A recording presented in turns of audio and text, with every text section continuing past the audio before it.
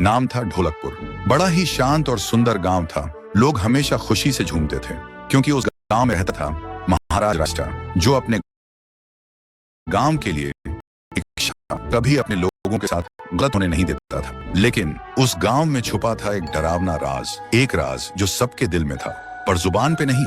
गांव के बीच एक सूखा हुआ पेड़ था जिसे लोग कहते थे श्रापित पेड़। ना कोई उसके पास जाता, ना कोई उससे आंख मिलाता। हर पूर्णिमा के अगले दिन उस पेड़ के नीचे एक लाश मिलती थी।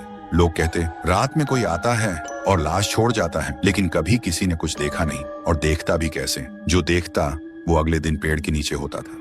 एक दिन राइस्टार ने ठान लिया, बस अब और नहीं, इस राज का अंत मैं ही करूंगा, क्योंकि ढोलकपुर का नाम मिट्टी में मिल रहा था। फिर एक पूर्णिमा की रात राइस्टार चुपके से जाकर पेड़ के पास बैठ गया। रात के 2 बजे एक आवाज आई, ठुंग ठुंग ठुंग ठुंग ठुंग ठुंग ठुंग ठुंग ठुंग सहूर।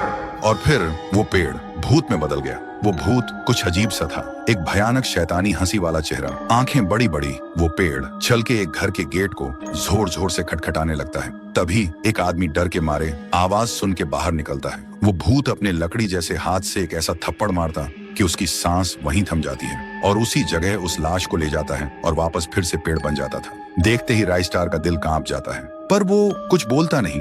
सुबह लोग भीड़ में जमा हुए और राइस्टार ने पहली बार उस पेड़ से बात करने की कोशिश की। पेड़ के अंदर से एक आवाज निकली, क्या तुम सब भूल गए मुझे? राइस्टार बोलता है, तू कौन है?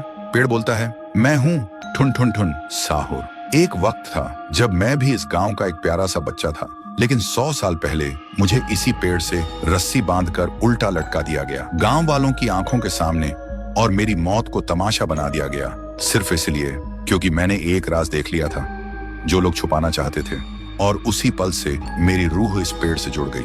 उस दिन से मैं इंसान नहीं, एक सज्जा बन गया और हर पूर्णिमा में एक राजदार को चुनता हूँ और फिर उसे उसकी खामोशी का हिसाब देता हूँ। राइस्टार बोलता है, लेकिन अब तो वो लोग मर चुके हैं ना जो तेरा कसूरवार थे। अब तू मासूम लोगों को क्यों मार रहा है? पेड़ कुछ देर चुप रहता है, फिर बोलता है, ठीक है, बस एक बार मुझे याद करो, एक दिया जला दो, फिर मैं कभी किसी को नहीं मारूंगा। फिर रात में सब लोग आते हैं, एक एक दिया जलाते हैं और तभी पेड़ अपने आप से आग पकड़ लेता है और आखिर में मुक्ति मिलती ठुन ठुन ठुन साहुर को।